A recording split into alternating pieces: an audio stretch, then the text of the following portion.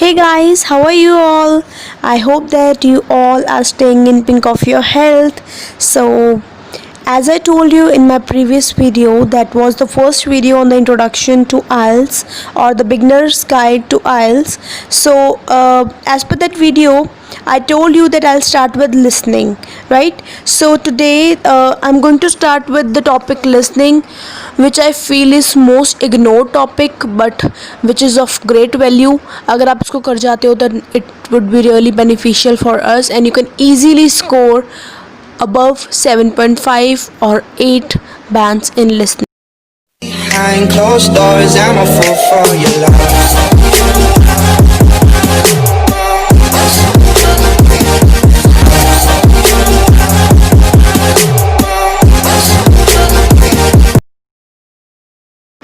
So guys, there are some tips that you need to follow. There are some essentials that you need to take care of if you want to score good in IELTS. Okay, so the first thing or the first key point that you should see in listening is read the information properly. Guys, जो आपको ऊपर information दी गई होती है that you have to write in one words और one word only, one word और an a number. So ये जो चीज़ें होती हैं ये बहुत ध्यान से आपको देखनी पड़ती है. If it is written that 3 words, you need to write in 3 words, तो you can write in 2 words. Your answer can be up to 3 words only, not more than that. If it is more than that then you have to see कि आपके answer में कुछ गलती है, because 3 words से ज़्यादा आप answer नहीं लिख सकते हो. अगर आपको 1 word बोला है और साथ में नंबर भी बोला है तो it means that you are allowed to write 1 number and 1 word. For example, if the date of birth is 26 October, that you can write 26 in numerical form and October in alphabetical form. You are not allowed to write in 26 in alphabetical order, alphabetical form and then October in alphabetical form. तो ये incorrect हो जाएगा, तो you can check accordingly. Mostly guys सबसे ज़्यादा गलती क्या होती है कि लास्ट में 1 word ओनली लिखा जाता है मोस्ट ऑफ द टाइम.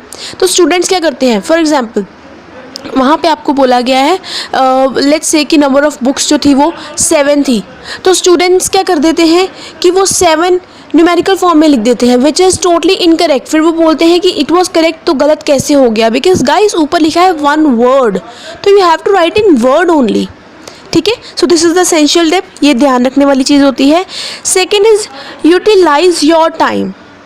आपको 30 seconds जनरली दिए जाते हैं आपके क्वेश्चन के पहले, तो आपको आपका जो टाइम है वो अच्छे से यूटिलाइज़ करना है. ठीक है, 30 seconds इधर उधर नहीं देखना है. एग्जामिनेशन हॉल में बैठ के आपको आपके सामने शीट मिली हुई है, उसको रीड करो, रीड आउट द क्वेश्चंस. अगर एक बार हो गए तो दूसरी बार रीड कर लो.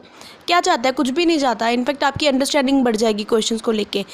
आराम से उसको पढ़ो, ठीक है, कोई जल्दी नहीं है, आराम से उसको पढ़ो. देन उसके बाद इसी के साथ मेरा नेक्स्ट पॉइंट आता है, do not read extra.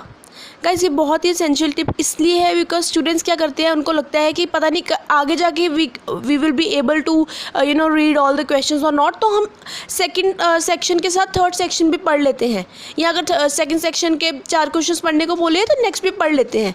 No, never ever do guys, ऐसा बिल्कुल ना करना. अगर आपको 30 seconds दिए हैं पहले 5 क्वेश्चंस के लिए, तो पहले 5 ही पढ़ लो. उसके बाद फिर 30 seconds दिए जाएंगे अगले 5 क्वेश्चंस के लिए, तो उसके हिसाब से आपको वर्क करना है.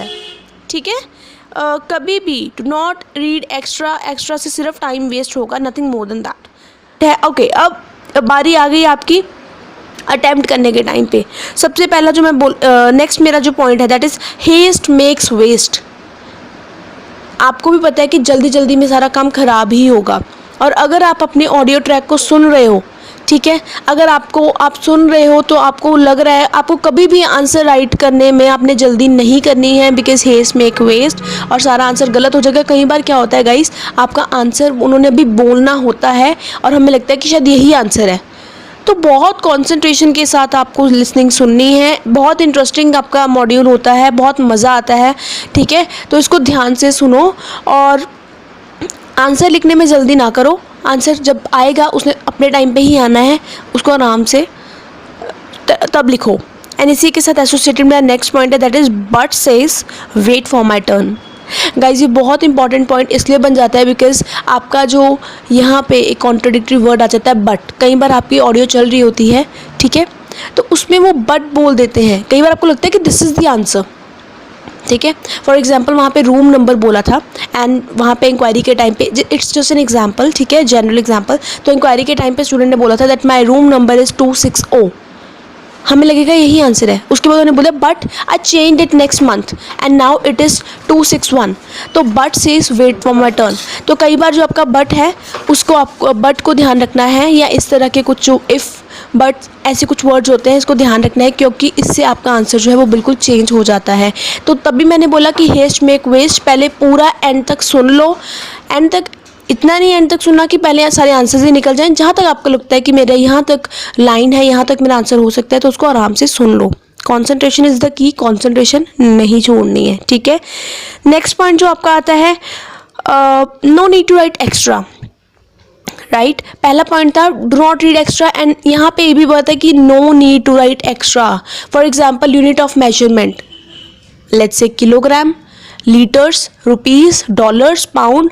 तो जब आपको आपके ब्लैंक के पहले पाउंड बन गया है या डॉलर साइन दिया हुआ है और आंसर आपका $20 है, तो do not right $20 in final sheet या आंसर में। वो बोलेंगे पूरा यही कि the rent of apartment is $250 per month. तो डॉलर अगर साइन पहले ही बना हुआ है तो डॉलर आप नहीं लिखोगे, आप सिंपल 250 ही लिखोगे। ओके गाइस, नेक्स्ट आपको क्या करना है, आपको कैपिटल वर्ड्स में लिखना है। ज़रूरी नहीं होता लेकिन कैपिटल वर्ड्स में इसलिए लिखना है because all of us have different way of writing. हमारी राइटिंग कईयों की बहुत अच्छी होती है, कईयों की इतनी अच्छी नहीं होती है, कईयों की समझ आती है, कईयों की नहीं आती है। तो उस अकॉर्डिंगली आपको इट्स बेटर कि आप कैपिटल में ही लिखो, क्योंकि कैपिटल में आपको ईजिली रिकॉग्निशन हो जाती है वर्ड्स की, सामने वाले को भी रिकॉग्निशन हो जाती है वर्ड्स की, ठीक है गाइस। देन उसके बाद आपका next tip that is last section take 1 minute. Last section में 1 मिनट, क्योंकि लास्ट सेक्शन में आपको 40 जो आपके 31 से लेके 40 क्वेश्चंस तक आपको रीड करना होता है, 10 क्वेश्चन आपको रीड करने होते हैं। आई थिंक सो कि 30 सेकंड्स में बहुत ज़्यादा मुश्किल हो जाता है बिकॉज वो बहुत बड़े कई बार आपको मिल जाते हैं स्टेटमेंट्स, ठीक है। तो उसमें आपने क्या करना है, आप जनरली देखोगे कि आपको हर सेक्शन के बाद बोलते हैं you have some time to check your answers. तो गाइस आंसर्स चेक करने की तो इतनी खास बात ही नहीं होती बिकॉज जो हमने लिख दिया वो लिख दिया। तो लास्ट सेक्शन में ये ज़रूर बात को आप ध्यान रख लेना कि जो लास्ट के 30 सेकंड्स मिले आपको सेक्शन 3 के, उसको आप सेक्शन 4 के क्वेश्चंस रीड करने में लगाओ। देन फिर आपको 30 सेकंड्स मिलेंगे सेक्शन 4 के लिए भी। तो 30 + 30 all mix 60 second, that is you will have a whole 1 minute, जिसके लिए आप अपने क्वेश्चंस रीड करोगे 10 एंड 60 सेकंड्स में 10 क्वेश्चन रीड करना बहुत ईजी है एंड इससे आपका जो लास्ट सेक्शन है वो बहुत ही ईजी बन जाएगा आपके लिए। एंड देन जैसे मैंने आपकी 30 सेकंड्स की बात की कि हर एक सेक्शन के बाद आपको 30 सेकंड्स मिलते हैं, तो guys I don't think so, मैं तो नहीं करती थी कि 30 सेकंड्स मैं वेस्ट करूँ अपने पहले वाले क्वेश्चंस को चेक करने में, बिकॉज वो तो ट्रैक दोबारा से रिप्ले नहीं होने वाला है। तो 30 सेकंड्स को यूटिलाइज करो ना, वेस्ट ना करो। तो 30 सेकंड्स को नेक्स्ट क्वेश्चंस के लिए यूटिलाइज कर लो। फिर भी अगर आपको लग रहा है कि हाँ मेरा एक आधा डाउट है पहले सेक्शन में, तो आप उसको यूज़ कर सकते हो, लेकिन लास्ट सेक्शन के लिए please use whole 1 minute. Then is अब ये टिप ये तब है जब आप थोड़ा एक्सपर्टाइज आप अचीव कर लोगे लिसनिंग में। तो जब आपका लेवल बढ़ जाएगा तो प्लीज़ मैं तो यही सजेस्ट करूँगी कि इसको आप 1.25x स्पीड के ऊपर लिसनिंग को ट्रैक को सुनो, because then you will be used to it, you will be accustomed to listen it at that pace only। तो जब आप इस स्पीड के ऊपर सुनना शुरू कर दोगे देन फाइनली जब आप फाइनल पेपर अटेम्प्ट करोगे, बिकॉज वो तो बहुत ही नॉर्मल स्पीड में होने वाला है, ठीक है। एंड नॉर्मल स्पीड में जब वो होगा तो आपके लिए पीस ऑफ केक बन जाएगा एक, क्योंकि आपने तो पहले ही बहुत फास्ट सुनने की आदत डाल ली है, ठीक है। तो फिर वहाँ पे आपके लिए नॉर्मल हो जाएगा, आप इजीली उसको क्रैक कर सकते हो लिसनिंग मॉड्यूल को। एंड इसमें कोई बात नहीं कि आप 9 out of 9 भी स्कोर कर सकते हो।